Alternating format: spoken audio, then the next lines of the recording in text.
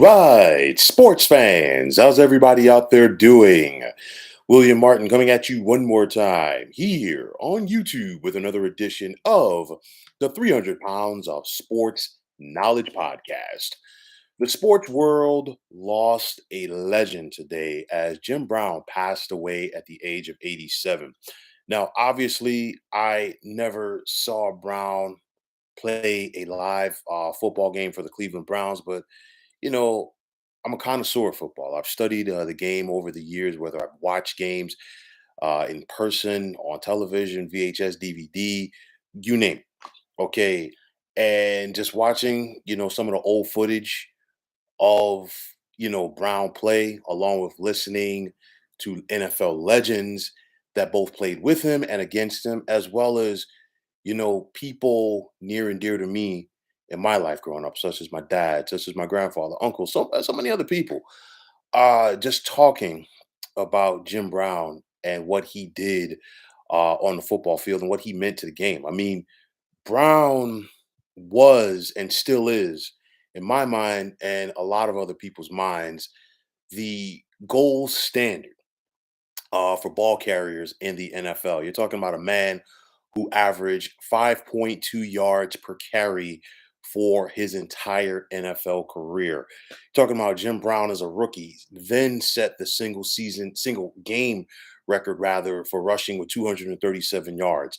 In 1958, Brown set the then single season rushing mark with 1,527 yards, eclipsing the previous high mark that was set by Steve Van Buren, and he did it by 383 yards. Now, when Brown retired from the NFL in 1965, his 12,312 career rushing yards were the most in NFL history. And since then, that mark has now been eclipsed, and he is 11th all time. But that was the gold standard for so many years. And again, it took, after Jim Brown retired in 1965, it took not until 1984 when Walter Payton of the Chicago Bears passed the mark. And when you're thinking about Jim Brown's NFL career, let's not forget that he played in an era where most of the like first the seasons were 12 games and then 14 games. He didn't have the luxury of the 16 game or the 17 game season that we're seeing right now. And he said, and these are the marks that he put forth: over 1,500 yards in 1958, over 1,300 yards in 1959, 1,200 yards in 1959, over 1,200 yards in 1960, over 1,400 yards in 1961, over 1,800 yards in 1963 in a 14 game season. So, just for the sake of argument, I know, and this is no disrespect to what OJ Simpson did on the gridiron, Jim Brown definitely would have been the first 2,000-yard ball carrier if there was a 16 game season back then. Or you know what? Sorry, I take that back. Because when OJ Simpson did reach the 2,000-yard mark, he did it in a 14 game season in 1973 as well. I'll rephrase that and say that, you know what?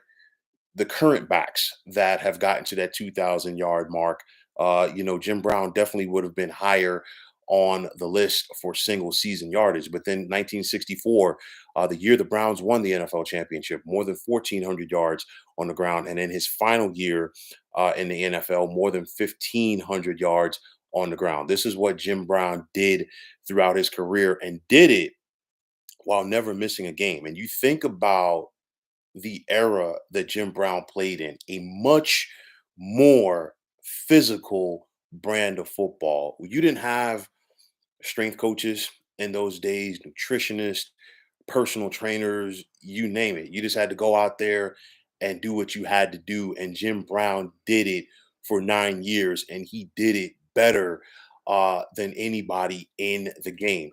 You're talking about a guy that, aside from being durable, also led the NFL in carries 6 times. And it was highlighted by him having 305 carries in 1961. We're also talking about a guy who was a darn good receiver coming out of the backfield, 20 receiving touchdowns for his career, including an 83-yard touchdown pass, pardon me, touchdown run or grab rather, in 1963. Jim Brown could do it all. We're also talking about a guy who was a heck of a lacrosse player at Syracuse University, uh, talented multi-sport athlete.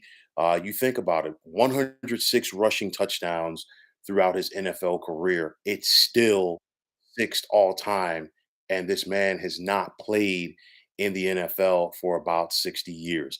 The best way to sum up Jim Brown, in my opinion, a runaway locomotive in the open field, and it took a crew to bring him down. I mean, you think about when people talk about gang tackling, you needed to bring all 11 guys on defense and maybe a couple of guys on the special teams and offense as well to bring him down. Jim Brown was a big physical bruising back, and he also had speed. And I mean, you want to talk about guys that were chiseled out of granite. He was definitely one of those guys.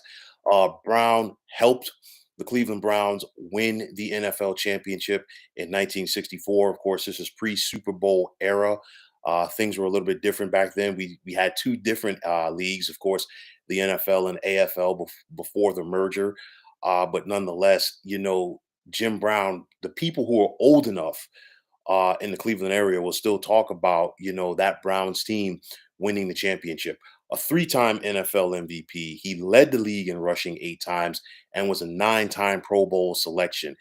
And when you're talking about the greatness of Jim Brown out there on the gridiron, this is a guy that was a member of the 1960s All-Decade team, in spite of the fact that he didn't play in the NFL in the last 4 years of the decade. That just gives you an idea of the impact that this man had on the gridiron. You think about so many great ball carriers throughout NFL history have worn number 32 after Jim Brown. You think about Franco Harris, Marcus Allen, OJ Simpson as well for what he did on the football field. But honestly, still, it's Jim Brown.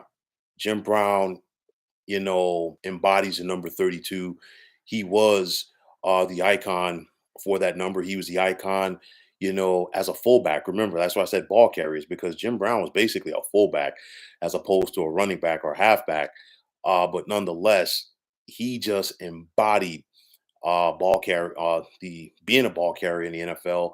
And even to this day, I still feel that he's the gold standard for the position. He also put jersey number 44 on the map at Syracuse. And you think about Syracuse University, and they've had a history of dynamic ball carriers coming out of that school. Of course, Ernie Davis wore 44, Floyd Little wore 44, but you also think about a guy like Larry Zonka coming out of that school as well. And nonetheless, Jim Brown is arguably the best athlete to have ever come out of Syracuse University. Like I said, a heck of a lacrosse player, multi-sport athlete overall. And of course, in 1965, the sports world was shocked when he retired at the age of 29. But honestly, you can make the argument, and it's legit, that the Cleveland Browns have never been the same. I know that the Browns did have some success, in the late 1960s. They still had a dynamic back in Leroy Kelly.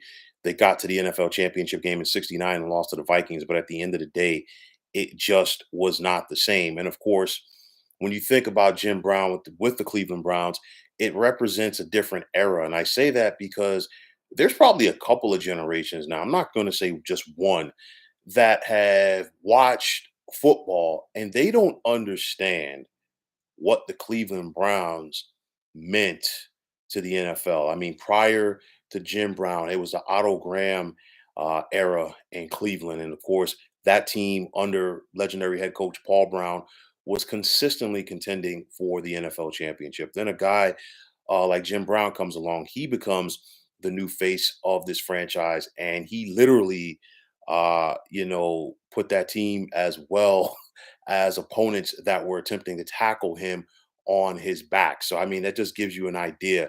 I'll tell you like this, and this is my personal opinion. Some people may agree with me, some people won't. That's all well and good. But in my opinion, if you're making a top 5 all-time list of football players and Jim Brown is not in your top 5, then guess what? You need a new list.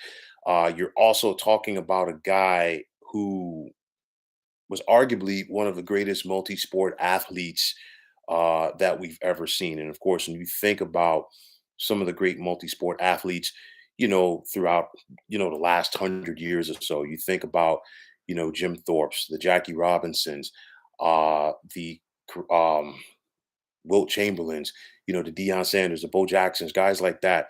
Jim Brown is definitely in that mix. And again, you're talking about a guy who did it in an era, and don't get me wrong, the NFL is still a physical sport, but he did it in an era when guys really wanted to rip your head off. And Jim Brown took some punishment on the football field, but best believe that he also delivered. And you think about the game in the 1960s, and the 1960s game, and of course, a lot of people will say this, it kind of paved the way for the modern game, because this is when games began to be more televised. So the nation had an opportunity to see the stars. And, there wasn't a bigger star in the NFL at that time than Jim Brown. And you just think about his impact on the game then, you think about his impact on the game now. And I'm sure people felt like this when he retired, and it's still lives true today. And the bottom line is there will never be another Jim Brown. The bottom line is, yes, there have been more ball carriers in the NFL that have gained more yards than Jim Brown, but for a lot of people, Jim Brown is still the gold standard. You think about how great that Barry Sanders was during his career with the Detroit Lions. And his own dad always talked about, you know what, Jim Brown was better than you. And that was no disrespect to Barry Sanders from his dad. That's just simply how his dad felt because of how he saw Jim Brown play and the impact that he saw Jim Brown have.